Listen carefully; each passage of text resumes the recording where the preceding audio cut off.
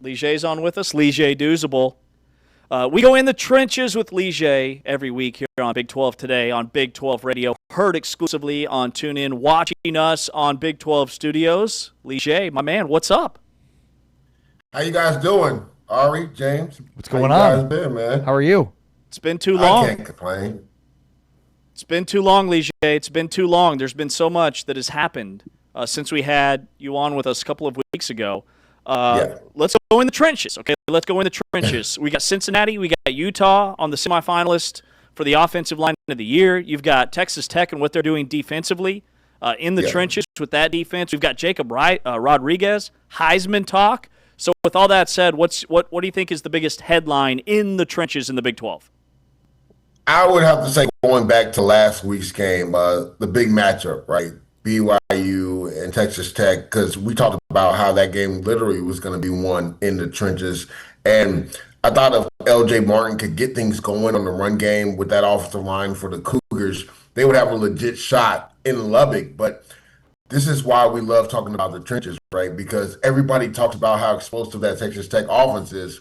That defensive line in the trenches, more specifically, with David Bailey, Lee Hunter, Romello Height, they mitigated what BYU wanted to do on the ground game. And I bring up that because to this point in the season, that was the biggest game in the Big 12, right? Last week, BYU versus Texas Tech. So to me, like that was the biggest storyline. Like Texas Tech, behind their defensive line, since we're talking in the trenches, propelled themselves on the national stage to be a team where people are considering them maybe a top 4 in the team. And they could, if they continue to handle business, be a team that eventually gets a bye in the CFP. So to me, that has been the biggest storyline so far because a lot of people thought that was going to be a real tight game, and it wasn't from the start. Like, it was a defensive battle in the first quarter, but then you saw that Barry Morton and that offense started to finally get their rhythm. Cameron Dickey ran the ball well. He was able to find some receivers down the field. But to me, that game was won, and the attitude was set early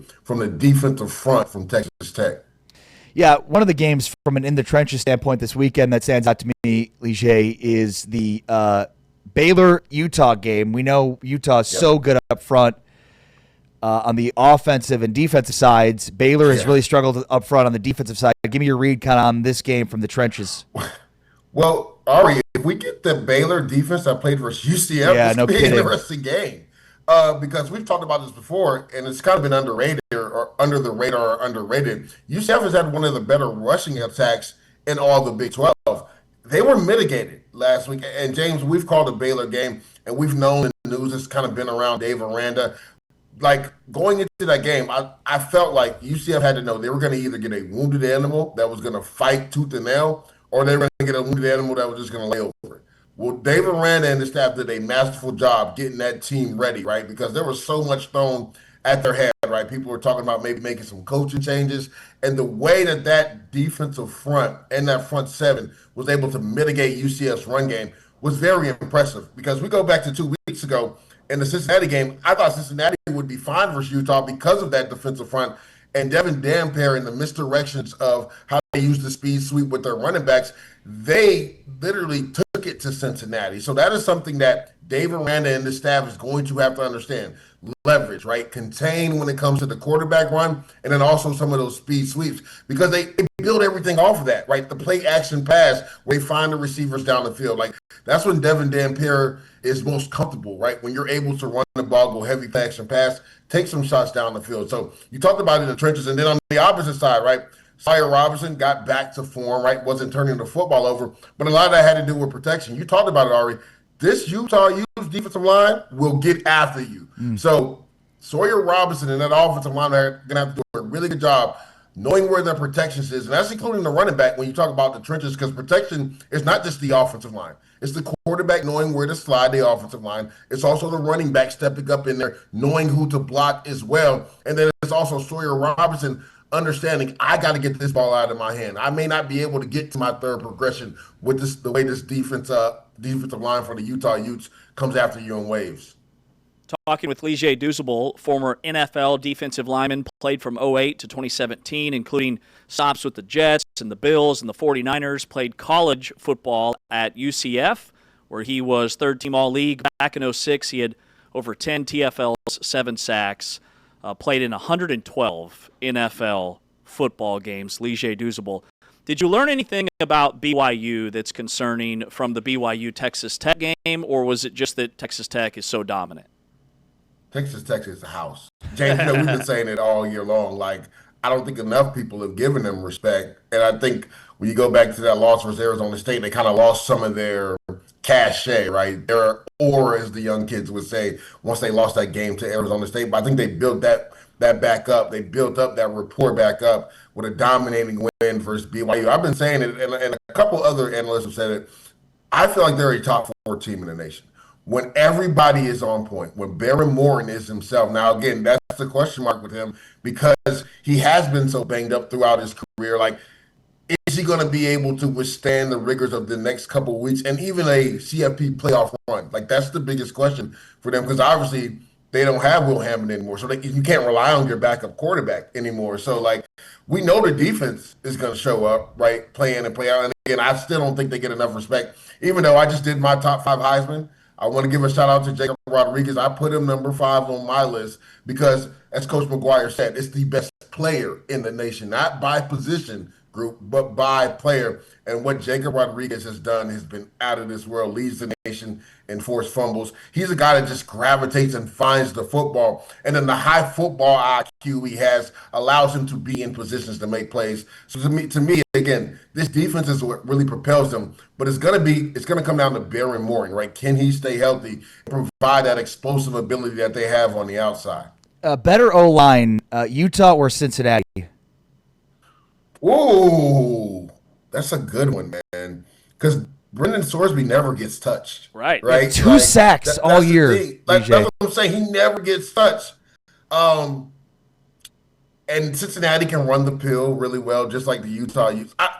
It's hard to go against Utah just because of their booking tackles. Right now, we always have this saying in the NFL. Sometimes it's not about having the best player on your offensive line. It's the sum of the group. Right. And when I say this, like, offensive line is like a line, like it's like a string, like a rope. Everybody has to be on the same accord. And when somebody gets hurt, you cut that rope, you have to tie it. Now you have knots in your line.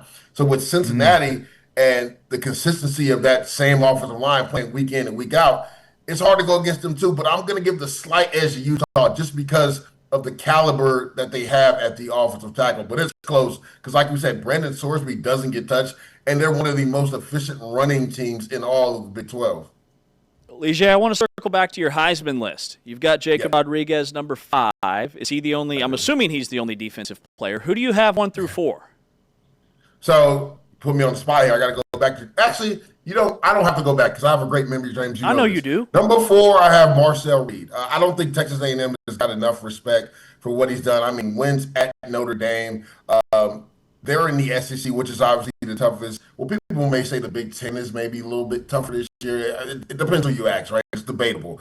But for them to have the schedule that they have had and be as dominant as they've been, right, going into LSU and at night, which is a tough place to play. I know LSU hasn't been the LSU we're accustomed to, but for them to do what they've been able to do, I have to put him in there. I don't think he's got enough respect. I don't think the Aggies have gotten enough respect. I believe I know where I put it 2 and 1 is Fernando and Ty. I don't know why I'm having a brain fart. Who did I put at 3, James? Did you have Julian Sayin at number 3? That's who it was. My guy. That's why you're my guy. Julian Sayin. And I know a lot of people will say when you look at him being the quarterback of Ohio State, he's set up for success. You still got to make the plays. And the way he's grown since week 1, and that's what I said in my post, I don't believe there's a player that has developed more from week 1 to Julian Sayin. His completion percentage is 80%. That's astronomical in college. Yeah, he leads the nation in efficiency. And it's not just checkdowns. He's throwing the ball down the field. Yeah, I get it. You have Jeremiah Smith, you have Cardell Tate, you have 2 of the better receivers in football. But again, there's a lot of pressure that comes with that being the quarterback for guys like that on the outside. So I have him at number 3. Fernando Mendoza kind of had his Heisman moment last week versus Penn State late. Now, he had some troublesome throws in the third quarter, but I love when it was on the line, he was the best in that game on that last drive and probably had the throw and catch of the year to Omar Cooper for that go-ahead touchdown. And then Ty Simpson has been the most clutch player in college football, and I don't even think it's close. Like, his tape is riddled with NFL throws. And then I don't believe there's a coach that trusts their quarterback more and got to have the situations that Kalen DeBoer trusts Ty Simpson. I mean, he constantly goes for it on fourth down because he has 100% faith in Ty Simpson. And Ty Simpson isn't just throwing checkdowns on fourth down. He's throwing the ball down the field. Like, he has that type of confidence. And I think his mobility is underrated. People don't talk about it enough, but he's used his mobility not only to buy time to throw the ball down the field, but to pick up pivotal first downs late in games as well. So to me, Ty Simpson right now is the front runner to win the Heisman. All right, Lige, last one. Of these 4 Big 12 games, Arizona, Cincinnati, UCF, Texas Tech, Utah, Baylor, and TCU, BYU. Which of those matchups do you think is most likely to see a massive upset, and why? Or you can I would say, well, I was looking forward to the Arizona one. I want to see how Cincinnati bounces back after a bye. But upset would probably be Baylor, Utah, and it goes back to what me and Ari were talking about earlier. Yeah. If we see the Baylor defense that we saw versus UCF, and UCF, again, is one of the better rushing attacks in all of college football, then that game could be interesting because when you have a quarterback like Sawyer Robinson who can place the ball anywhere on the field, like, this could get into a shootout. Now, I know Utah has a really good defense, but Baylor has a really good offense as well. So, like, if Baylor's defense plays like they did last week versus UCF, that is the ultimate trump card. I believe that game could potentially be an upset. And maybe, that win versus UCF gives them momentum. Like, the funny thing is, Baylor has been playing a lot better on the road than they had been playing at home. And they finally get it done at home versus UCF. Let's see if they can make it 2 in a row finally at home and continue to propel that momentum. Now, I know people in the Big 12 probably don't want to hear that because you want to get 2 teams in the CFP, and Utah right now is in a prime position to potentially be an at-large bid when it comes to the CFP. But if you asking me, James, what team could be on upset alert, I think it's the Utah Utes. Okay, there it is. In the Trenches with Lige Douzable joining us here on Big 12 today on Big 12 Radio. Great to catch up, Lige. I'll see you tonight here in about 4 hours. My guy, appreciate you guys. All right, Lige Douzable, 10 years in the NFL, one of the best all time at UCF on the defensive line. We go in the trenches with Lige, analyst for CBS and ESPN each and every week here on Big 12 Today on Big 12 Radio. Coming up next, Ari and myself, Taman will chime in here for this could have been an email segment as we put a wrap on the week that was here on Big 12 Radio and Big 12 Studios. We are brought to you, the Full-Time Fan, by Modelo.